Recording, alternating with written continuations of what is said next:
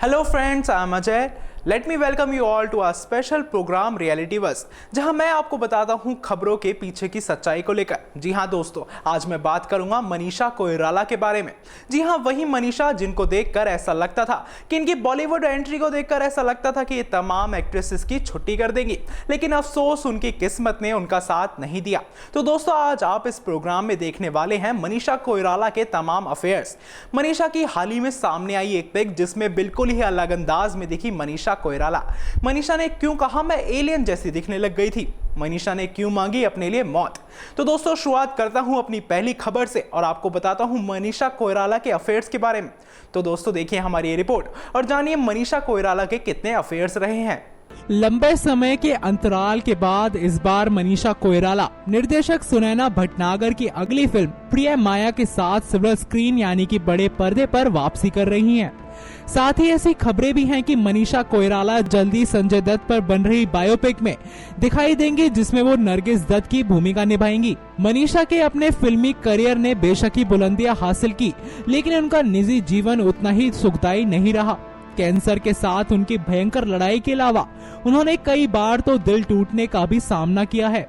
उनकी शादी लंबे समय तक नहीं टिक पाई, जबकि और प्यार के मामले में भी मनीषा उतनी भाग्यशाली नहीं रही।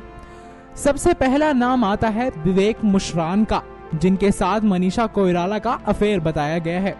मनीषा कोइराला ने साल 1991 में विवेक के साथ सुभाष घाई की फिल्म सौदागर में काम किया था। बता दें कि उनकी पहली फिल्म थी। तो वहीं विवेक और मनीषा ने एक दूसरे को पसंद किया और दोनों ने डेटिंग शुरू कर दी, लेकिन ये प्रेम कहानी लंबे समय तक नहीं टिक पाई और उन्होंने जल्द ही रास्ते अलग कर लिए।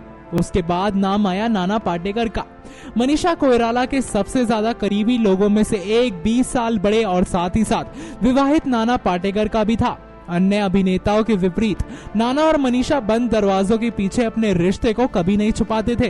वो इसके बारे में काफी खुलकर सामने आए। मनीषा, जिनका अभिनेता विवेक के साथ ब्रेकअप हो चुका था, अग्नि साक्षी के सेट पर नाना से मिली थी।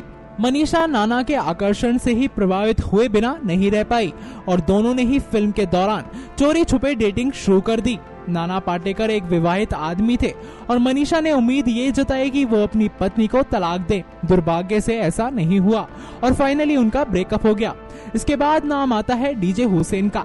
नाना के साथ रिश्ता टूटने के बाद ही मनीषा भावनात्मक रूप से टूट गई थी और इस दौरान वो हुसैन से मिली। मनीषा ने स्वीकार किया था कि हुसैन ने भावनात्मक लड़ाई से लड़ने में उनकी काफी मदद की। वो दोनों एक साथ रह रहे थे, लेकिन जब हुसैन ने शादी के बारे में बात की तो मनीषा ने मना कर दिया। उसके बाद नाम आया सेसिल एंथनी का। 2003 में मनीषा फिल्म मेकिंग के कोर्स के लिए लंदन गई और वहां वो लंदन स्थित नाइजीरियन व्यापारी सेसिल से मिली थी। इसी कपल ने लॉन्ग डिस्टेंस रिलेशनशिप शुरू कर दिया, लेकिन बाद में रिपोर्ट्स में ये बताया गया कि मनीषा का झुकाव किसी और की तरफ ही था और इस रिश्ते का अंत हो गया। इसके बाद नाम आया आर्यन वैद का। मनीषा कोइराला एक बार फिर से सुर्खियों में तब आई जब वो सी ग्रेड फिल्म के एक अभिनेता आर्यन वैद के साथ प्यार में पड़ी। मनीषा ने इसी एक्टर के करीब जाने के लिए सी ग्रेड फिल्म चाहत एक नशा में काम किया, लेकिन फिर आर्यन ने इस रिश्ते को पब्लिकली स्टंट के ही रूप में इस्तेमाल करना शुरू कर दिया, जो मनीषा को पसंद नहीं आया। इसके बाद नाम सामने आया प्रशांत चौधरी का।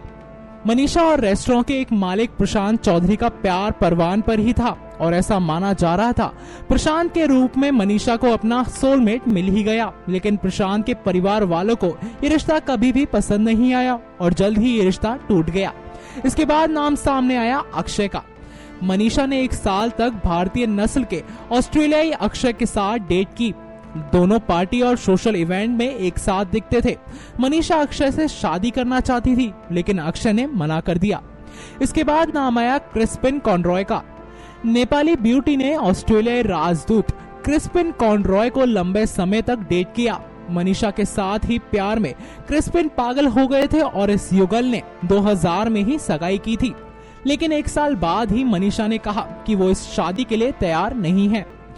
इसके बाद नाम सामने आया संदीप चौटा का। 2007 में मनीषा ने संगीतकार संदीप के साथ अपने रिश्ते के कारण काफी सुर्खियां बटोरी। मनीषा, जिनका अपने ऑस्ट्रेलियाई प्रेमी अक्षय के साथ ब्रेकअप हो चुका था, अब संदीप को डेट कर रही थी। संदीप शिल्पा शेट्टी, उर्वशी ढोलकिया, सुष्मिता सेन जैसी अभिनेत्रियों को डेट कर चुके थे और मनीषा कुछ वक्त के लिए इस लिस्ट में शामिल हुई। उसके बाद नाम सामने आया क्रिस्टोफर डोरेस का। संदीप के साथ ही उनकी कोशिश के बाद मनीषा साल 2007 में एक अमेरिकी खेल सलाहकार, लेखक और उद्यमी क्रिस्टोफर से मिली। 2009 में क्रिस्टोफर ने मनीषा से विवाह का प्रस्ताव रखा और मनीषा ने हाँ कर दी। उन्होंने क्रिस्टोफर के साथ ही शादी की फेसबुक पर घोषणा कर दी। लगभग 1 साल बीत गया और मनीषा की तथाकथित शादी क्रिस्टोफर के साथ नहीं हुई। फिर मनीषा ने नेपाली उद्यमी सम्राट के साथ शादी की घोषणा करके सबको चकित कर दिया। इसके बाद नाम सामने आया सम्राट दहल का। 19 जून साल 2010 को मनीषा ने काठमांडू में आयोजित पारंपरिक समारोह में एक नेपाली व्यापारी सम्राट दहल से शादी कर ली। इसी युगल ने फिनलैंड में अपना हनीमून बनाया और online social networking website Facebook के माध्यम से ही मिले थे। दंपति ने 2012 में तलाक दे दिया। तो दोस्तों, देखे आपने मनीषा कोइराला के तमाम अफेयर्स, लेकिन सबसे ज्यादा हैरान करने और चौंकाने वाली बात तो ये थी कि मनीषा की शादी भी ज्यादा लंबे टाइम तक नहीं टिक पाई। वैसे इसके बाद अगली खबर की तरफ बढ़ते हैं और आपको बताते हैं मनीषा की हाल ही में जो तस्वीर सामने आई। दरअसल ये तस्वीर थी डियर माया की, जो कि ब्लैक कपड़ों में थी। आप खुद ही देखिए तस्वीर, कितनी अलग दिखी है इसमें मनीषा कोइराला। 90 के दशक में मनीषा कोइराला का खूब बोलबाला था। उस वक्त के टॉप स्टार्स के साथ मनीषा कोइराला ने खूब काम किया और कई हिट फिल्में भी थी, लेकिन अचानक ही कुछ सालों बाद वो फिल्मों से गायब हो गई थी और इसका धक्का उनके फैंस को भी लगा था। आपको बता दें कि अब मनीषा कोइराला फिल्मों में फिर से वापसी कर रही हैं और जल्द ही वो संजय दत्त पर बन रही बायोपिक में नजर आने वाली हैं। लेकिन उससे पहले ही उनकी एक फिल्म डियर माया का टीजर आया है। साथ ही आपको बता दें कि इस फिल्म में मनीषा कोइराला का एक उम्रदराज महिला के किरदार में नजर आने वाली हैं और टीजर में मनीषा कोइराला का हुलिया देख उन्हें पहचान पाना काफी ज्यादा मुश्किल है और काले रंग की चुनरी ओढ़े वो एकटक खिड़की से झांक रही हैं, मानो वो किसी का इंतजार कर रही हों। तो वहीं चेहरे पर झुर्रियां और चिंता की लकीरें साफ दिख रही हैं और ऐसे रूप में मनीषा कोइराला को उनके फैंस ने आज तक नहीं देखा होगा। वहीं बता दें कि एक समय के बाद मनीषा कोइराला को फिल्मों में काम मिलना बंद हो गया, जिसकी वजह से मनीषा कोइराला और फिल्म इंडस्ट्री के बीच दूरियां आ गई हैं और धीरे धीरे एक्ट्रेस मनीषा ने खुद को शराब की तरफ झुका लिया, जिसका उनके ऊपर नकारात्मक प्रभाव भी पड़ा। जहां एक निजी जिंदगी भी कुछ ठीक नहीं चल रही थी, उनकी शादी भी टूट गई। नतीजा ये हुआ मनीषा कोइराला काफी परेशान रहने लगी। जानकारी दे दें आपको कि ऐसा कहा जाता है कि ज्यादा शराब पीने की वजह से ही मनीषा को कैंसर हुआ था, लेकिन उन्होंने हार नहीं मानी और कैंसर से जंग जीतने के बाद वापसी की। हालांकि उन्हें बॉलीवुड में पहले जैसा काम नहीं मिला और अब वो अपनी कमबैक फिल्म में उम्रदराज किरदारों में ही नजर आने वाली हैं। साथ ही जहां संजय दत्त की बायोपिक में वो नरगिस दत्त का किरदार निभाएंगी, वहीं डियर माया में भी उनका किरदार एक अधेड़ उम्र की महिला का ही होगा। तो दोस्तों, देखा आपने मनीषा की हाल ही में जो भी तस्वीर सामने आई। मनीषा इसमें काफी अलग दिखी, लेकिन मनीषा को देखकर ऐसा लगता था कि मनीषा की हालत बिगड़ गई है। लेकिन दोस्तों, बढ़ते हैं अपनी अगली खबर की तरफ और आपको बताते हैं मनीषा ने क्यों कहा वो एलियन जैसी दिखने लग गई थी। ये बात तो आप सभी जानते ही होंगे कि मनीषा कैंसर से ग्रस्त हो गई थी और वो इतनी ज्यादा परेशान हो गई थी अपने कैंसर को लेकर। वैसे मनीषा का कहना यह भी था कि मनीषा कैंसर को लेकर काफी ज्यादा परेशान थी, लेकिन वो एलियन जैसी दिखने लग गई थी, ये उन्हीं ने खुद ही कहा अपने इंटरव्यू में। तो देखिए हमारी खास रिपोर्ट और देखिए मनीषा ने क्यों कहा वो एलियन जैसी दिखने लग गई थी। अभिनेत्री मनीषा कोइराला एक वक्त पर बॉलीवुड की सफल एक्ट्रेसेस में से एक थी। वेलोनी मनीषा का कहना है कि वो कैंसर के इलाज के बाद एलियन जैसी दिखने लगी थी, क्योंकि मनीषा के बाल झड़ गए थे। मनीषा फिलहाल संजय दत्त की मां और दिवंगत अभिनेत्री नरगिस दत्त का किरदार निभाने के लिए तैयार हैं। 1942 अ लव स्टोरी, सौदागर, अग्नि, साक्षी और बॉम्बे जैसी फिल्मों में अभिनय कर अपनी अलग ही छाप छोड़ चुकी नेपाली बाला मनीषा को 2012 में कैंसर हो गया था।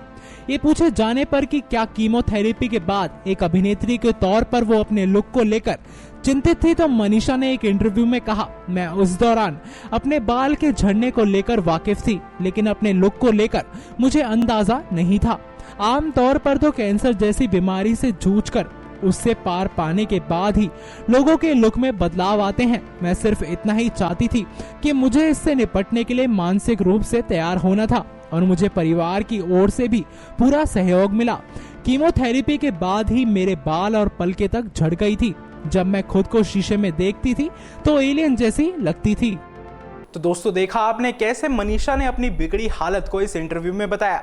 वैसे आगे बढ़ते हैं अपनी अगली खबर की तरफ और आपको बताते हैं आखिर मनीषा ने क्यों मांगी अपने लिए मौत। दरअसल जब मनीषा कैंसर से ग्रस्त थी तो वो काफी ज्यादा परेशान रहती थी। ये आपने पिछली रिपोर्ट में भी देखा होगा। एलियन जैसी दिखने लगी थी। इसके साथ ही वो डॉक्टर से पूछा करती थी कि मैं कब मरूंगी। इसके साथ साथ मनीषा और क्या क्या हुआ ये देखिए हमारी इस खास रिपोर्ट में। बॉलीवुड की इलू इलू कही जाने वाली एक्ट्रेस मनीषा कोइराला हमेशा ही किसी न किसी खास खबर को लेकर खबरों में बनी रहती हैं। आपको बता दें कि हाल ही में मनीषा ने अपने कैंसर के अनुभव को शेयर किया था। इन्हीं में से एक किस्सा शेयर करते हुए मनीषा ने कहा था कि वो जब कैंसर से सफर कर रही थी तब वो डॉक्टर से पूछती थी कि मैं कब मरूंगी। मनीषा बताती है कि जब मुझे पता चला कि मुझे कैंसर हो गया है तब मुझे पता नहीं था कि मैं जिंदा रहूंगी या मरूंगी। वो बताती हैं कि मैं हमेशा मौत के साए में जीती थी। वो बताती हैं कि वो हमेशा ही डॉक्टर से पूछती थी कि मैं कब मरूंगी, कितना वक्त है मेरे पास। इसके बाद मनीषा कहती हैं कि एक दिन मुझे इस बात का एहसास हुआ कि मौत की तलवार मेरे सर पर हमेशा लटकती रहेगी। इससे डरना नहीं, लड़ना होगा। इसके बाद मैंने इसी सोच के साथ जीना सीख लिया। मनीषा कहती हैं कि वो जब भी किसी को कैंसर से लड़ते हुए देखती हैं तो उन्हें खुद का समय याद आ जाता है। जानकारी देती कि मनीषा एक्टर संजय दत्त की बायोपिक में उनकी मां का रोल निभा रही हैं। मनीषा ने कहा है कि वो इस रोल के लिए बहुत ज्यादा एक्साइटेड हैं। तो दोस्तों देखा होगा आपने कैसे अपने कैंसर पीरियड के दौरान मनीषा डॉक्टर से अपनी मौत तक मांगने लग गई थी। वो अक्सर डॉक्टर से पूछती रहती थी कि वो कब मरेंगी, बता दीजिए उनके पास कितना टाइम है। वेल दोस्तों आज हमने आपको बताया मनीषा कोइराला के तमाम अफेयर्स के बारे में। मनीषा की हाल ही में जो भी पिक सामने आई वो उसमें वो बिल्कुल ही अलग दिखी। मनीषा ने क्यों कहा था वो एलियन जैसी दिखने लगी ये भी हमने आपको बताया। और अंत में आपने देखा होगा कैसे डॉक्टर से वो पूछती थी कि वो कब मरेंगी। वेल दोस्तों आज के लिए इतना ही। मैं लेता हूं आप सभी से विदा, फिर लौटूंगा अपने इसी खास प्रोग्राम में। तब तक के लिए आप देखते रहिए हमारा चैनल नेक्स्ट 9 न्यूज। साथ ही हमारे चैनल को सब्सक्राइब करना ना भूलें। नमस्कार। Subscribe now to receive new updates, reviews and news.